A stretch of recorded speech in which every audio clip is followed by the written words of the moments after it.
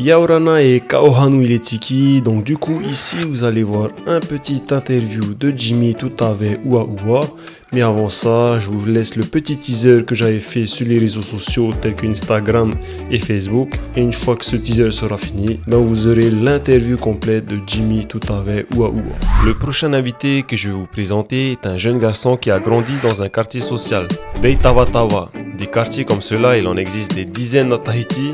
Et dans ces quartiers, il existe des sortes de cercles vicieux où il est difficile de s'en extraire. La pauvreté qui peut amener au décrochage scolaire, qui peut aussi amener à une perte de repère de la jeunesse. Des jeunes qui traînent dans les quartiers, qui tombent dans l'alcool, la drogue et qui plus tard commettront des délits, qui peut même entraîner à la prison. Tout ça, ça alimente ce circuit. Et moi, je connais bien ce quartier car derrière, il y avait un club d'arts martiaux, un dojo. Et c'est dans ce dojo où moi, j'ai passé toutes mes après-midi de ma jeunesse à m'entraîner là-bas. J'ai même entraîné certains jeunes du quartier pendant quelques années avant de venir en France. Et j'ai été témoin du fait que le sport pouvait faire sortir les jeunes de ce cercle vicieux. Mais Jimmy Tutave Ua a lui aussi réussi à sortir de ce cercle vicieux grâce à sa volonté d'entreprendre et son engagement. Déjà à 15 ans, il avait créé une petite entreprise de cookies. En parallèle de ses études, il se réveillait à 4h du matin pour préparer ses cookies pour aller les vendre avant d'aller à l'école. Ce qui lui a permis de s'acheter des fournitures pour sa scolarité comme un ordinateur. Très engagé aussi avec les associations telles que Mama Natura Tahiti. Il participe activement au ramassage de déchets et pour finir, il a créé un collectif d'étudiants polynésiens, Notorato Ananhei, qui permet de partager à la jeunesse étudiante des informations qui ne sont pas forcément disponibles lorsqu'on est au lycée. Yaorana tout le monde, moi c'est Jimmy Tutave Ua, j'ai 21 ans. J'ai été en classe préparatoire au lycée Gauguin pour les grandes écoles de management. Actuellement, je suis à Paris pour passer des oraux. Ce mois-ci, les médias ont pu me connaître grâce à un projet que j'ai porté, Notorato Ananhei. Je suis originaire du quartier de Veitavatawa. Et il y a 3 semaines, j'ai organisé un atelier d'excellence, c'est-à-dire que je suis allé avec quelques copains qui sont étudiants, parler aux enfants, collégiens, lycéens du quartier, de notre parcours et comment nous, on va faire pour partir, parce que il y a de vrais obstacles financiers pour les études, surtout dans ce genre de quartier. À quel collège t'étais toi? Moi j'étais au collège Pomare 4 à Papeete. Et après t'as fait quoi au lycée? Je suis allé à Diadème. Pour ceux qui ne connaissent pas, c'est la fusion du lycée Aurei et du lycée Taoné. Puis après, j'ai intégré la classe préparatoire au lycée Gauguin. Et au lycée, tu avais fait quelle spécialité? Quelle spécialité tu avais choisi? Au lycée, en première, j'ai choisi les spécialités mathématiques, SPC et SVT. SPC, physique-chimie et SVT, sciences de la vie et de la terre.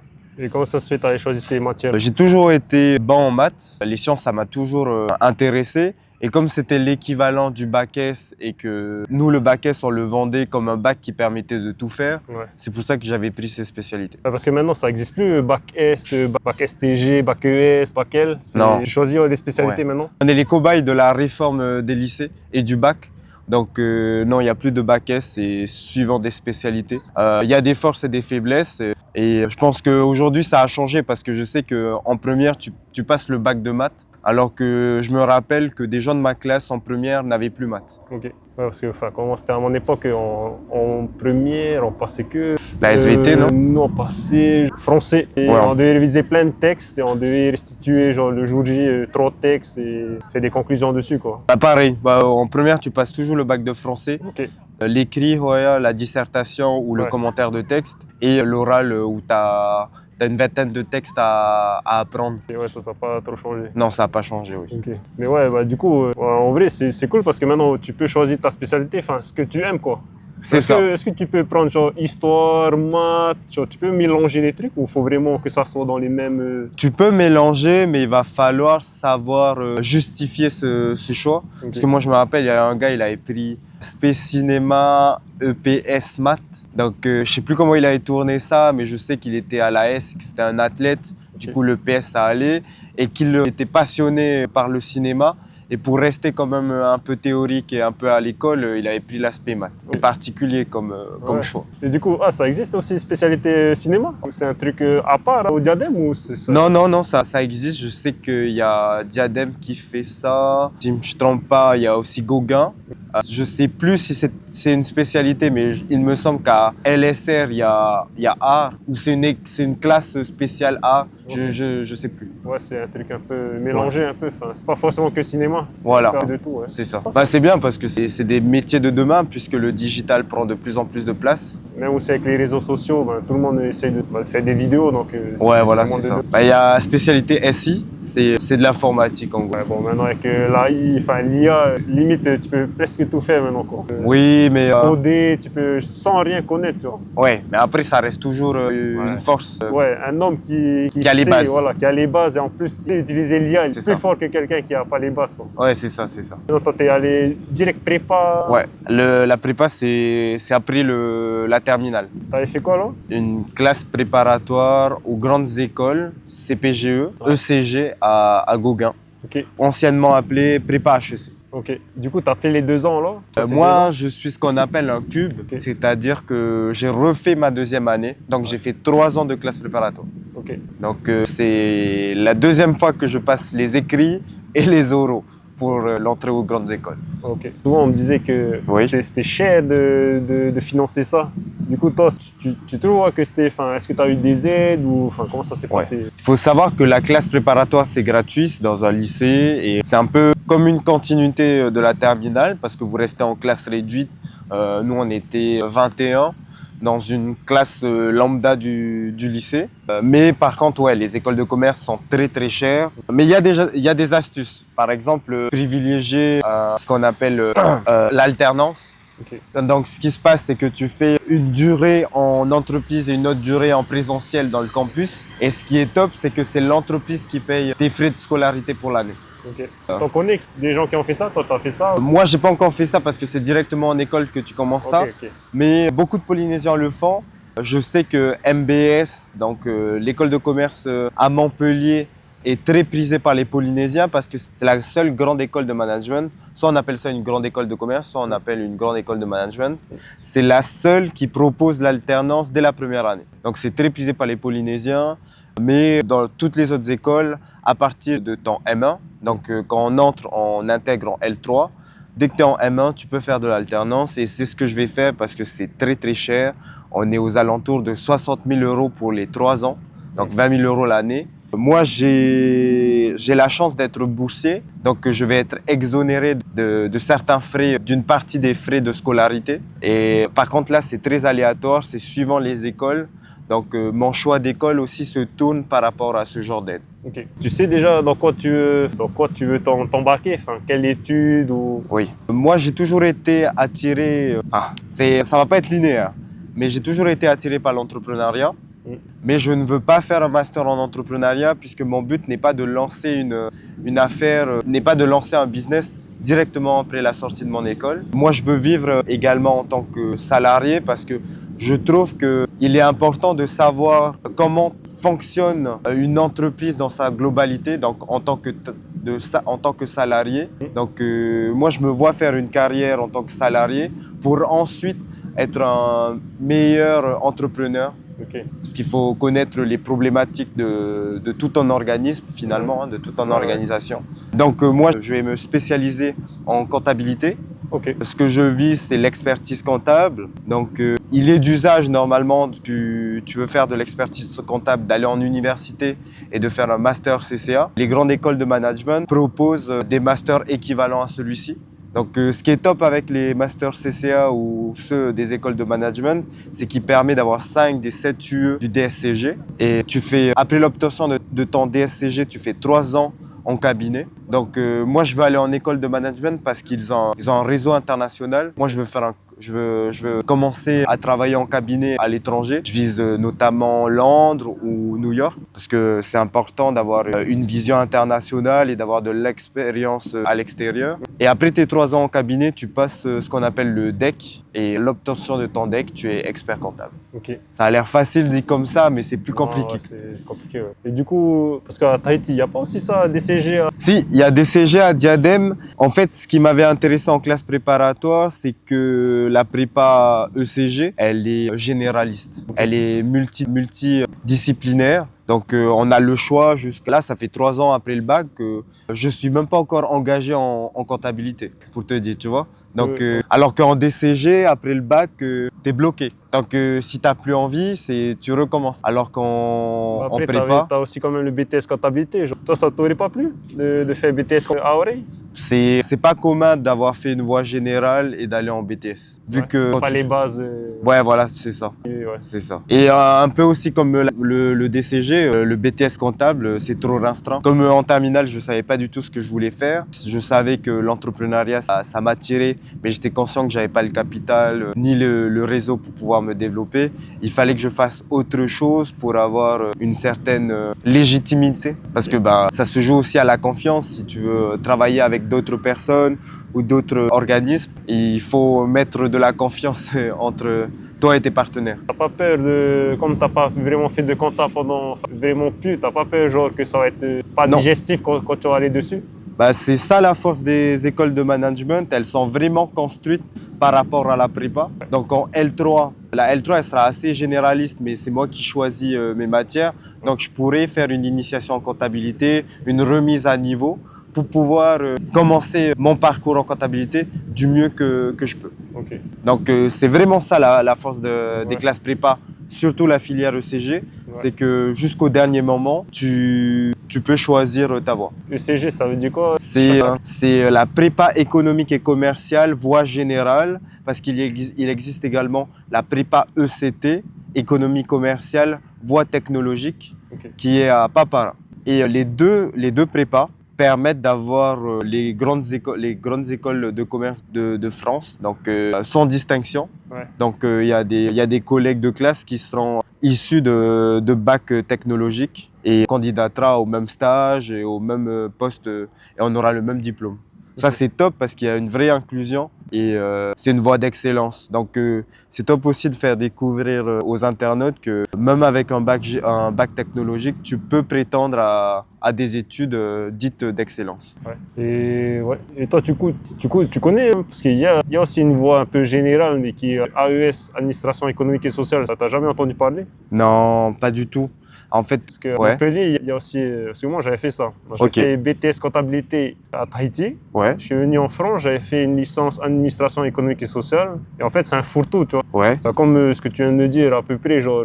Sauf que c'est pas dans le cadre d'une école de commerce, c'est une université. Et en fait, tout ça, c'est, on va dire, les frais sont carrément pas chers, quoi. Ouais. Genre, moi, je vais pas te mentir, pour mes années d'études, j'ai payé peut-être 500 € par an, tu vois. Alors que, on va dire que ça, AES, c'était un genre de fourre-tout. Tu pouvais venir de la comptabilité, tu pouvais venir du social, de l'économique. Parce que comme avant, il y avait des BTS, il y avait des bacs ES. Ouais. Ceux qui faisaient ES, ils faisaient ça, tu vois, ils faisaient AES. Ok. Mais ok. Non, j'en ai pas. J'en ai déjà eu écho. Ouais. Mais ça peut aussi être une voie pour les gens qui n'ont pas beaucoup de sous et qui ne voudraient pas faire des écoles de commerce. Après, même avec une prépa, tu peux toujours te réorienter en université. Hein. Moi, par exemple, j'ai candidaté à plusieurs universités pour passer le master CCA. J'ai candidaté à Paris-Dauphine, à la Sorbonne, à l'IAE. Une IAE, littéralement, c'est une école de commerce mais publique. Donc, pas de frais de scolarité. Donc, l'IAE Paris-Est, j'ai candidaté. Donc, il fallait passer par l'université Gustave Eiffel. Et les réponses, elles arrivent. Donc, j'ai pas toutes les réponses. Paris-Saclay également. Voilà. Donc, t'es jamais bloqué en prépa. Et je trouve que c'est ça la force de la prépa, c'est que t'es jamais bloqué, t'es jamais bloqué dans un cursus. Ouais, tu peux toujours bifurquer. Ouais, tu peux bifurquer sur d'autres, quoi. Et c'est ça qui m'a fait intégrer une classe prépa, c'était cette flexibilité. Ouais, ok. Du coup, j'ai vu que tu avais créé, c'est quoi, c'était une entreprise? C'est une entreprise. Ouais, on peut dire. En fait, on va commencer par le début. À l'âge de 14 ans, ma grande sœur aînée m'a passé le livre à succès Père riche, Père pauvre de Robert Kiyosaki. Et en fait, depuis cette lecture, j'ai découvert que j'avais un attrait pour l'entrepreneuriat. C'était ce que je voulais faire. Et du coup, à l'âge de 15 ans, j'ai commencé ma propre activité sous le nom de Cookinesi. Une manière également pour moi de témoigner de mon identité polynésienne. Donc, j'ai commencé dans la cuisine de mon autre sœur à faire des cookies et à vendre dans le quartier. Moi, je vous mens pas, les premiers cookies ils étaient tout durs et remplis de farine. C'est comme tout début. Mais j'avais pas commencé par les cookies, j'avais commencé par les mochis. Okay. Donc, on est en 2020. Ouais. En 2020, les mochis sont très en vogue et je me suis dit c'est ça, je vais me lancer dans les mochis, mais super compliqué à faire. Ouais. La pâte, ça ressemble au retia. Donc c'est même pas la cuisine qui me prenait plus de temps, c'était de nettoyer tous les panis après une vente. Donc c'était pas rentable parce que les matières premières coûtaient trop cher et c'était très chronophage. Et j'étais fatigué à la fin. Donc je me suis dit ok, je vais pas faire les mochis, c'est pas rentable. Et en fait, il faut vraiment être un pro. On avait fait plusieurs ventes de mochis. Je gagnais 2000 francs sur la vente. Donc, c'était beaucoup d'efforts pour pas grand-chose. C'est ça. Donc, je me suis plongé sur YouTube. J'ai acheté des livres de cuisine et j'ai trouvé mon produit cookie super rentable, facile à faire parce que j'ai aucune base en cuisine. J'étais littéralement un adolescent de 15 ans en cuisine. Donc, ce qui est bien, c'est que j'ai bien respecté le processus d'une entreprise. Donc, la création du produit, l'affinage du produit, faire des devis pour savoir si ça va être rentable. Donc, d'une certaine manière, je touchais déjà de la comptabilité parce que je voyais où chaque produit était le moins cher pour rendre le produit finalement rentable. On a commencé déjà à chercher le nom de l'entreprise parce que je voulais avoir un truc sérieux, parce que je voulais que ça me ressemble et je suis quelqu'un de très carré, je voulais que ça soit sérieux. Le logo également. Donc, il n'y avait pas encore l'IA à l'époque, mais il y avait des sites internet qui te construisaient un logo et tu lui disais ta DA, la couleur que tu veux, ce que tu veux retranscrire dans le logo. Ouais. Donc, j'avais payé un abonnement à ce site internet. Il m'avait construit toute ma DA, tout mon logo. Et après, j'ai résilié l'abonnement parce que moi, je voulais juste faire un logo. Et ça a servi parce que c'est toujours le même logo depuis le début. Donc, c'est un cookie avec un peu comme Saturne là. Je sais plus comment on a. Je mettrai en fond de ce que tu viens de dire.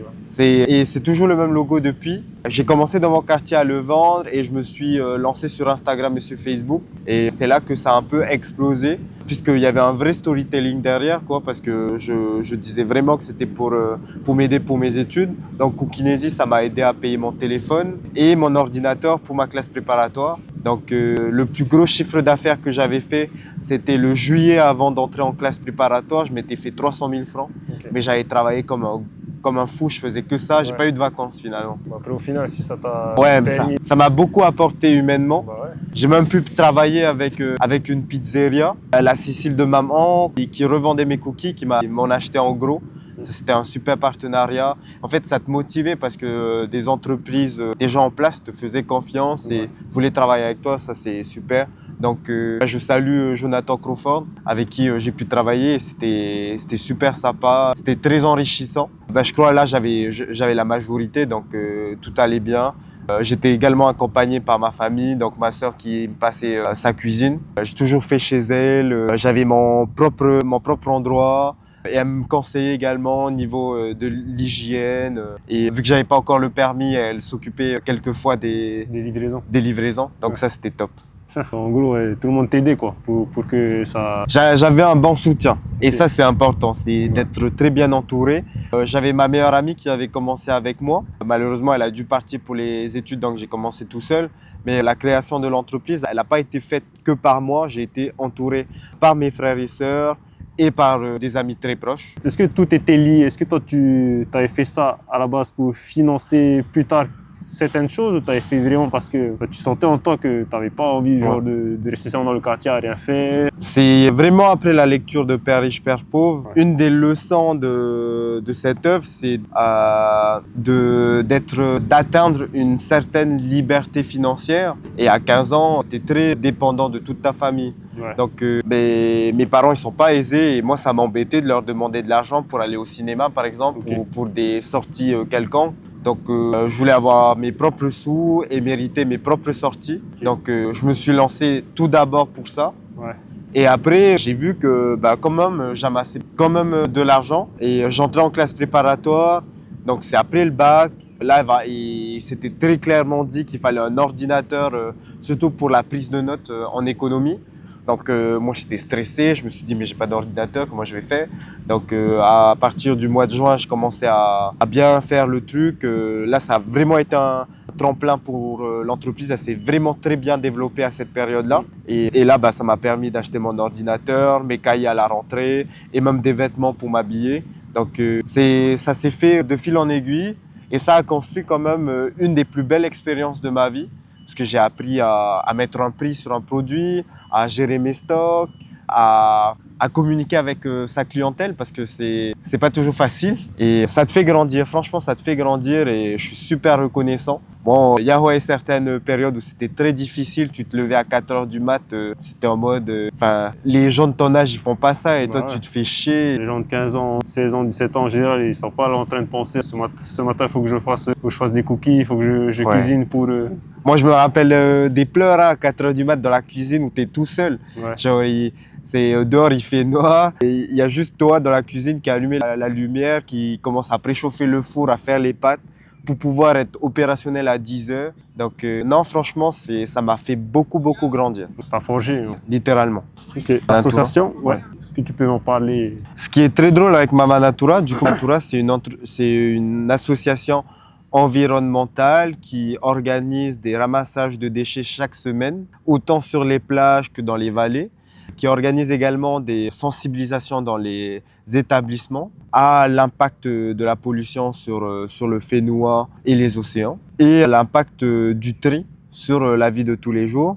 J'ai rencontré Adeline, qui est la présidente de Mama Natura au Heiva. Ce qui était drôle, c'est que j'avais un stand avec ma grande sœur où je vendais également mes cookies à ce stand. Donc, c'est très lié finalement. Ouais. Je les ai rencontrés. Ils avaient également un stand au village du Heiva où ils sensibilisaient au tri et au ramassage de peu. Je les ai trouvés très humains, très attachants également. Et Adeline, ça a été directement de l'authenticité. J'ai dit que j'étais très intéressé et elle m'avait dit notre devise c'est moins de chalala, plus d'action. Donc samedi, on était jeudi soir, elle a dit samedi j'ai un ramassage à Oretini House si tu veux nous rejoindre. On est là-bas à 8h. Donc pas de chalala, on se voit samedi. Je suis tombé amoureux de l'association.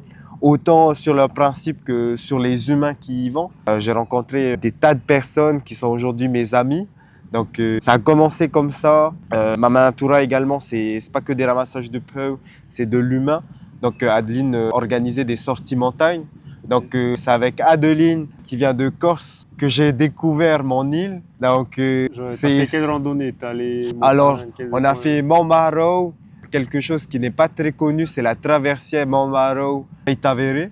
Okay. On a fait le plateau des Orangers, on a fait Tita Aviri, on a fait la 540 qui est une cascade trop belle. On a fait tellement de choses et j'ai vraiment redécouvert mon île avec Adeline finalement. Et une femme très inspirante qui a plusieurs combats. Elle est également engagée dans la cause animale. Un combat qui se lève de plus en plus parce qu'on vit vraiment une problématique vis-à-vis des chiens errants. Donc elle se rapproche souvent de Scat Haiti. Et avec Adeline, le samedi, elle m'appelle et on va nourrir les chiens dans des quartiers prioritaires. On est allé à un quartier près du parc Veyrey par exemple. Donc elle achète ses croquettes de sa poche et après on va les nourrir. Et on fait ça au moins un samedi par mois. Et elle fait tellement d'actions, c'est carrément inspirant.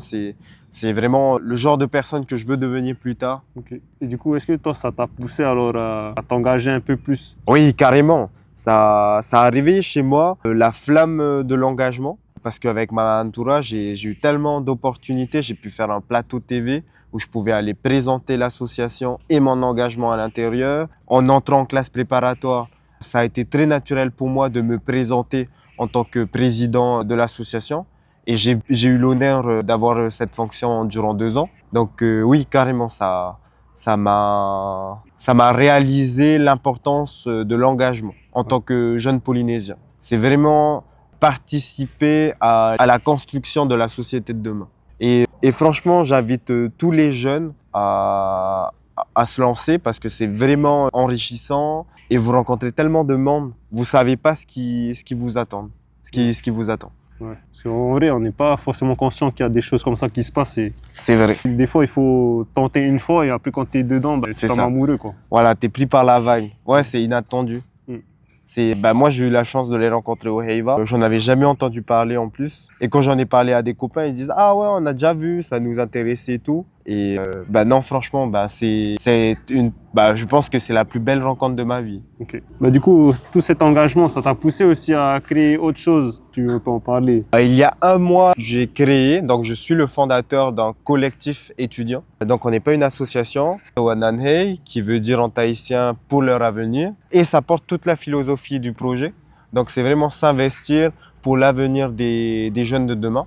Donc des enfants, des ados et des préadultes. C'est né, Notorato Wananhei, c'est vraiment né de mon expérience personnelle et d'un constat personnel. Donc moi, je suis né et j'ai grandi avec Tavatava. J'ai toujours été passionné par les études parce que je voulais me construire en tant qu'humain finalement. Et en faisant de grandes études, j'ai vu qu'on faisait face à des inégalités, autant financièrement. J'en étais déjà conscient, j'étais obligé de faire Kukinesi pour pouvoir m'acheter mon ordinateur. Mais également d'autres inégalités, des inégalités financières, des inégalités informationnelles. Donc on n'était pas au courant de toutes les filières, malgré le fait qu'en terminale, il y avait déjà Parcoursup à mon époque, on n'était pas au courant des prépas. Ouais. La prépa ECG, c'est ma prof d'SP, c'est la veille de la fermeture de Parcoursup qui me cherche dans tout le lycée parce qu'elle savait que je vendais les cookies. Ouais. Elle a dit hey, Jimmy, c'est vraiment ce que tu dois faire. Moi, je te vois t'épanouir en ECG et je remercie Madame Cluzot parce que et elle avait raison. Je me suis épanoui en ECG et je me suis découvert dans ses études en gros, c'est elle un peu qui t'a un peu poussé à avoir fait ça, genre. Ouais, voilà. C'est parce que je n'étais pas du tout au courant de ça. Et quand j'ai annoncé à mon prof de maths, parce que notre prof de maths voulait vraiment qu'on fasse MP, donc c'est une classe prépa pour faire maths sup et maths spé. Quand je lui ai dit que je faisais ECG, ça l'a pas choqué du tout. Il avait dit mais oui, c'est carrément ton profil, tu vas t'épanouir là-bas. Okay. Moi je crois au destin et que les choses elles sont bien faites et elles sont écrites, malgré qu'on a un certain libre arbitre. Mais ouais, c'est la vie et la vie est bien écrite. C'est bon. Ouais, et du coup, Notorato Wananhei, il est né de ce constat parce on n'a pas toutes les infos que... Ouais, on n'a pas toutes les infos et on n'a pas tous les outils nécessaires à réussir ses études. Et ça va être des trucs tout bêtes. Par exemple, moi, j'ai pas accès à des BD qui peuvent être utiles pour la culture générale. C'est une matière qu'on a en prépa UCG ou en philosophie. Mes parents lisent et écrivent exclusivement en tahitien, donc ils n'ont jamais pu m'accompagner en français. Ma culture, j'ai commencé à la construire au lycée. Tout seul, j'ai tapé sur Internet tous les classiques à savoir, je les ai consommés et encore aujourd'hui, j'ai beaucoup de retard et encore plus ici à Paris où je remarque le décalage culturel que j'ai. Surtout quand tu vas dans des grands musées ou pour un Parisien lambda, c'est le b.a.-ba. Alors que pour moi, c'est quelque chose de complètement inconnu. Et ça, c'est très important, surtout pour les études dites d'excellence, parce que c'est valorisé. Et ça va être aussi des choses toutes bêtes. Donc, quand tu viens pas d'un endroit aisé, tu ne voyages pas. Donc l'anglais et moi, ça fait deux au début. Ouais, c'est très compliqué. Ouais. Alors qu'un enfant qui vient d'une famille aisée, qui voyage souvent, qui est habitué au monde anglo-saxon et à sa culture, il aura plus de facilité et d'aisance dans la matière en question, que ça soit également en espagnol ou pour les matières de dissertation. Donc l'aisance à l'écrit et avoir une belle plume, c'est valorisé. Et c'est un vestige finalement de ta culture légitime, pour citer Bourdieu, qui a fait une superbe étude qui date du XXe siècle dans la distinction. qui raconte finalement et qui met en étude ce que je suis en train de parler, c'est que l'école finalement et la République a failli à sa mission.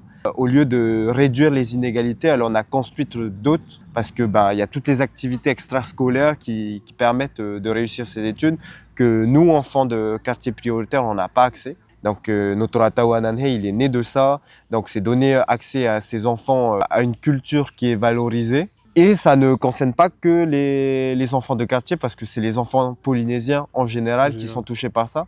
Par l'éloignement géographique, on a une culture qui est complètement différente. Du monde moderne, enfin du monde occidental, quoi. Voilà, de la France hexagonale, on a un vrai décalage, quoi. Voilà, un vrai décalage. Et ouais. Bon, après là, ça fait combien de temps que tu es ici, toi? Moi, ça fait une semaine que je suis à Paris. Je fais un peu le touriste. Donc, je suis allé au musée du Louvre, un super musée. Je fais un peu les grands monuments. Je suis allé à la Tour Eiffel, Notre-Dame, qui a une superbe histoire. Je suis également allé au château de Versailles, magnifique. Quoi encore, je suis allé à Montmartre. Paris, c'est en fait chaque coin de rue a quelque chose à raconter et c'est ça qui est magnifique. Quand tu vois Grand Palais, c'est tellement beau. Moi, je rappelle, là, mon paysage à moi, c'était Veitavatava. Donc, tous mes merveilles, quand on s'est donné rendez-vous ici et que j'avais la vue sur la Défense, c'est la première fois que je vois des buildings. Donc, comparé à Veitavatava, c'est carrément différent. Du coup, toi, ça fait carrément un grand écart. Pour moi, c'est Vegas, là. En vrai, c'est comme ça, c'est le début. Quoi. Tu commences à je découvrir. Quoi. Ouais, je découvre et je savoure. Franchement, très reconnaissant d'être là. Très reconnaissant pour mes parents qui m'ont toujours poussé à faire des études, qui ont été stricts avec moi pour pouvoir me permettre d'avoir un futur finalement qui me souhaite. Et très, très, très reconnaissant de cette éducation et j'en étais pas conscient quand j'étais plus jeune. Pour moi, c'était juste des parents chiants d'un autre temps. Et finalement, merci papa, merci maman, parce que sans vous, je ne serais pas où je suis aujourd'hui. Je ne suis pas encore construit, hein, j'ai pas réussi, je suis en plein dedans, mais je suis très content du chemin que j'ai parcouru. Et c'est ça également Notorata Wananhe, on ne va pas dans les quartiers ou dans les établissements donner des leçons parce que finalement on ne peut pas en donner, on n'a pas construit, quoi. Voilà, c'est ça. Et c'est ça qui donne aussi la proximité avec les lycéens et les collégiens, c'est que il y a à peine 2 ou 3 ans d'écart entre nous. Donc nous on est en train de vivre les futures problématiques qu'ils vont vivre et on essaye de les aider au mieux. Et ça serait super qu'ils aient pas à vivre ce que nous on a vécu. Comme ça, toi, tu leur facilites la tâche quand ils ont pas. Je souhaite à personne de passer par les mêmes problématiques que moi parce qu'elles sont carrément évitables. Quand on sait les choses que tu sais maintenant. Voilà, c'est ça. Et c'est ce que j'adore dire aux étudiants du collectif, c'est qu'on ne se rend pas compte de la valeur des informations qu'on a. Donc, par exemple, moi, je vais solliciter une aide de l'État. C'est un prêt étudiant garanti par l'État. Parce que mon père, il est à la retraite depuis 1 an et demi maintenant et il ne peut pas être garant de mon prêt et ma mère ne travaille pas. Donc moi, à la sortie de ma classe préparatoire, je me suis dit « Merde, je ne pourrais pas continuer mes études parce que une école de commerce, c'est cher. Comment je vais faire ?» Je me suis dit en fait, j'ai fait 3 ans pour rien et c'est fini pour moi. Et c'est en faisant un appel avec une étudiante qui vient de Moorea, qui a grandi dans une vallée à Moorea et qui me dit que non, il y a des aides et tout, il y a le prêt garanti par l'État, t'inquiète pas, tout n'est pas foutu, il y a des aides. Et c'est avec ces expériences qu'est né Notorata Wananhe. Je me suis dit, merde, genre ça fait 3 ans quand même que je suis en études supérieures et je ne suis pas au courant de telles choses. Et du coup, toi, tu as grandi avec Tavatava. Est-ce que toi, tu as vu quand même la difficulté de grandir dans des quartiers comme ça? Toi, tu vois que c'est pas si simple que ça de venir de ces quartiers-là, quoi. Oui, on fait face à une marginalisation et à des stéréotypes. Moi, j'ai toujours eu honte d'où je venais. Tu voulais pas dire que tu voulais venir de Veitavatava. Par exemple, quand il y avait des parents de copains qui nous déposaient chacun chez soi, moi je disais 500 mètres avant d'arriver avec Tavatava. Ah, j'habite là, vous pouvez me déposer là, merci. Et après, ils me déposaient, après je faisais le chemin tout seul, quoi. Et ouais, parce que t'es conscient en fait de l'image du quartier et t'as pas envie d'être jugé. Mais après, je pense que quand on est enfant, on n'est pas trop conscient de tout ça. Moi, mon enfance, ça a été une très belle enfance.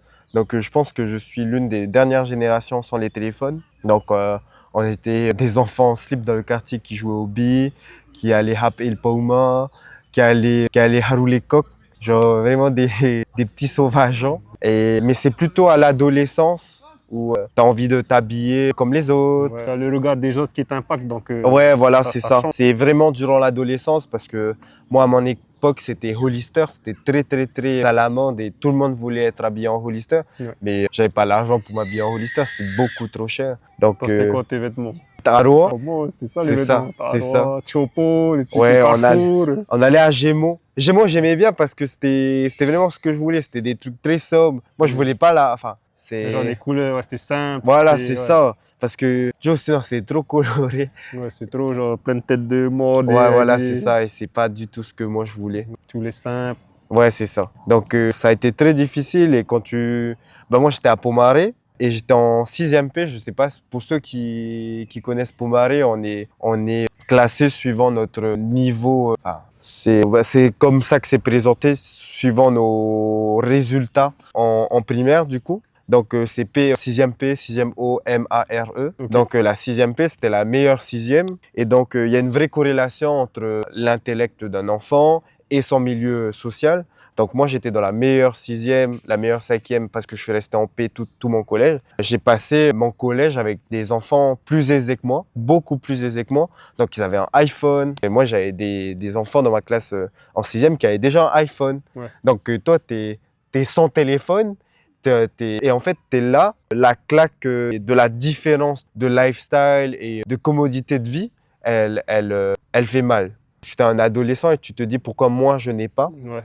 Tu n'es pas conscient en fait que tes parents n'ont pas les moyens. Ouais, et que c'est pas forcément de ta faute, quoi. C'est comme ça, quoi. Ouais, c'est ça. Moi, je me suis toujours fait que c'est arrivé, quoi. Je me suis toujours demandé pourquoi eux et pas moi. Mais la vie a fait que c'est cette différence qui a fait l'humain et l'homme que je suis aujourd'hui, parce que bah, ça m'a construit et je suis quelqu'un qui a vraiment la niaque. C'est pour ça que je mets autant de projets en œuvre, parce que j'ai vraiment envie de contribuer à la société, j'ai vraiment envie de réussir, et c'est pas qu'une réussite financière, mais de réussir humainement, socialement, et de toujours rester fidèle à ses valeurs. Et aussi le fait que toi tu t'es rendu compte et t'as quand même mis les moyens pour t'en sortir, tu vois. Oui. Parce que des fois, il y en a, ils se rendent compte des différences, mais ils ne mettent pas les moyens. Et du coup, ils restent encore dans la situation dans laquelle elles sont, tu vois. Oui, et je ne pense pas que ça soit que personnel, parce qu'il y a de vraies structures qui font que malheureusement, ces enfants sombrent.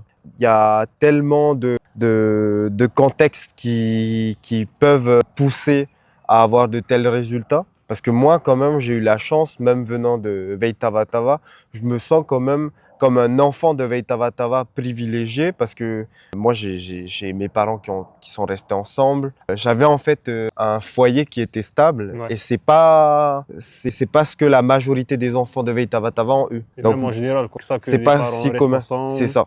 Moi, c'était très stable. Mes parents, ils ont 60 ans aujourd'hui, donc du coup, des parents matures, tu vois. Et ça, je pense, c'est ma force. Ouais. C'est mes parents finalement et leur éducation. Et j'en serai toujours reconnaissant, et ça va toujours me suivre en tant qu'homme pour demain et pour toujours finalement. Ouais. Comme quoi, genre une vie dure mais avec de l'amour, c'est mieux que certaines fois une vie facile, mais tu vois, des fois il y a des enfants qui sont aisés. Ouais. Les parents, ils sont pas ensemble, ils ont des soucis, voilà, ils sont pas stabilité, aimés, ils sont pas aimés, du coup ils ont des difficultés, alors qu'un enfant qui vit dans la difficulté, mais si ses parents son noyau central, il est fort, il est stable, ça va toujours plus l'aider que l'inverse, quoi. C'est ça. C'est la stabilité de mon foyer, ça m'a permis quand même de me construire. Est-ce que toi, tu as des exemples de personnes, peut-être des quartiers sociaux, que tu voudrais peut-être suivre leur voie, ou que tu connais qui ont pu se sortir? J'ai Notorato Anane aussi, je pensais, quand j'ai construit ce collectif, la première personne que j'ai contactée, c'était une fille de mon quartier qui a mon âge. Elle s'appelle Inclair Faahu, qui est partie, elle a choisi de partir directement après la terminale en France, à Toulouse. Actuellement, elle suit une double licence en économie et en sociologie. Super parcours, je rappelle, elle vient de Veitavatava. Et en fait, quand même, des 2005 du quartier, on est une quinzaine, et on est les deux seuls qui continuons nos études. Et ça m'a choqué. Et même en construisant Notorato Anane avec une autre amie qui malheureusement ne fait plus d'études depuis la 4e, elle a arrêté en 4e, alors qu'elle avait un fort potentiel. Mais C'est suivant certaines circonstances parce que elle, malheureusement, elle n'a pas eu ma chance d'avoir un foyer stable. Et avec elle, on cherchait quelqu'un du quartier qui avait réussi scolairement. Donc quelqu'un qui allait faire un master ou un doctorat à l'étranger. On a cherché pendant des jours. Je sais pas, juste on a cherché, on a réfléchi et tout, on est allé demander personne. Et c'est ça qui m'a choqué. Et c'est pas normal. Et c'est pas normal parce que la statistique là, elle est nulle. Littéralement, il y a aucun enfant de Veitavatava qui a fait un master ou un doctorat. Et donc les premiers, je pense, à faire un master ou un doctorat, ça sera Inkler et moi, si Dieu le veut. Si vous continuez dans la voie, c'est ça. Ouais. Donc là, tu es en phase de... Est-ce que tu as envie aussi d'être l'un des premiers avec Inkler? Parce que là, ça te pousse aussi quand même à te dire, ah ben, si un jour j'ai un master... Oui, carrément, parce que... Et c'est ça qui est beau, parce que souvent les études, c'est très personnel, parce que c'est tes études à toi. Mais finalement, là, je vois mes études et mon parcours professionnel comme un combat commun avec mon quartier. Finalement, je porte tout mon quartier avec moi et je montre aux enfants que c'est possible. Parce qu'il n'y a rien qui me différencie d'eux. On a grandi au même endroit, on a fréquenté les mêmes personnes. Il n'y a rien qui nous différencie intrinsèque. Enfin, littéralement, il n'y a rien qui nous différencie. Si j'ai pu le faire, ils peuvent le faire. Je suis pas un génie, je suis pas spécial. Et c'est pas facile en fait. Il faut juste rappeler que c'est pas facile et c'est pas parce que c'est difficile qu'il faut arrêter. Donc là, tu as débroussé la voie pour tout le quartier Veitavatara. J'espère bien et je les encourage. Donc, je retournerai tous les étés à Tahiti. Et c'est pas que pour aller au PK18, ça serait aussi pour rentrer au quartier et refaire les ateliers parce que c'est toujours important de refaire un rappel. Et j'aurai plus d'expérience à partager de toute manière. Parce qu'un an en France, ça va me transformer. Ah, carrément. Surtout si tu fais des rencontres tout le temps comme ça, tu vois. C'est ça. Et du coup, comment en fait tu es engagé dans plein de choses? Est-ce que tu as déjà pensé à la politique ou on fait plus tard ou... Avec les études que je fais, et parce que je rappelle que quand même François Hollande a fait HEC Paris, donc c'est des études très proches de la politique.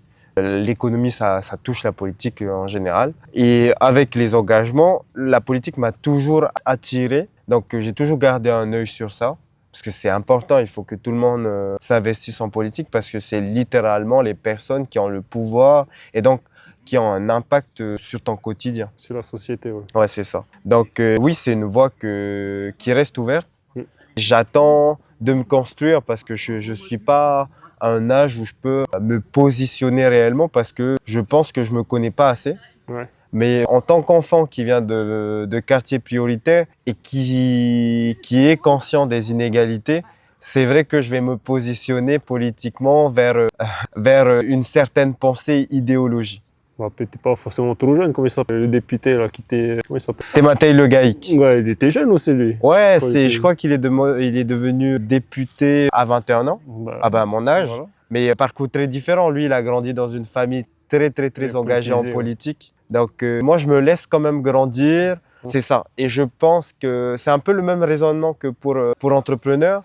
Je pense que pour gouverner un peuple, il faut vivre les problématiques du peuple. Donc moi, ça sera toujours un argument pour moi pour suivre un homme politique, c'est de savoir s'il a vraiment travaillé, il a vraiment participé à la société, parce qu'il y aura toujours un décalage avec un homme politique qui finalement n'a jamais travaillé de sa vie en tant que salarié et qui a toujours bénéficié finalement de l'argent public. Ou même de l'argent des parents, tu vois, voilà, c'est certaines classes supérieures. Quoi. Si un jour je deviens homme politique, je veux vraiment être un homme politique du terrain et qui a expérimenté les problématiques du salarié, de l'entrepreneur, de l'engagé. Donc en fait, avoir plusieurs casquettes pour pouvoir comprendre au mieux la société. Pour l'instant, les seules problématiques que j'ai vécues, c'est enfant de quartier, étudiant de quartier, donc j'ai beaucoup à apprendre.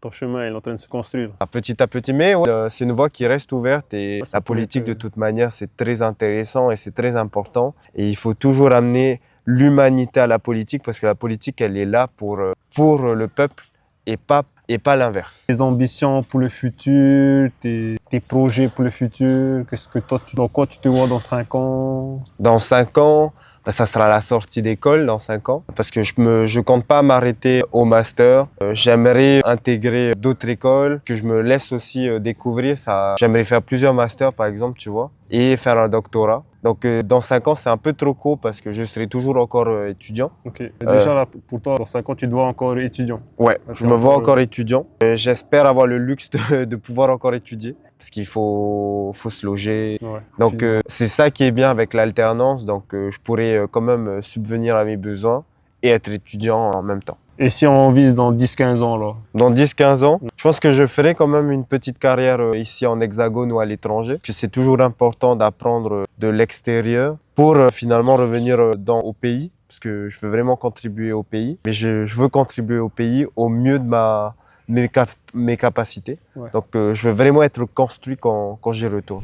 Bah, du coup, Maruru et Kotonui pour cette interview. Bon, le classique de fin, on va faire un petit Houya. 3, 2, 1. Houya! C'est dans la boîte. Merci. Hein. Hey, brother.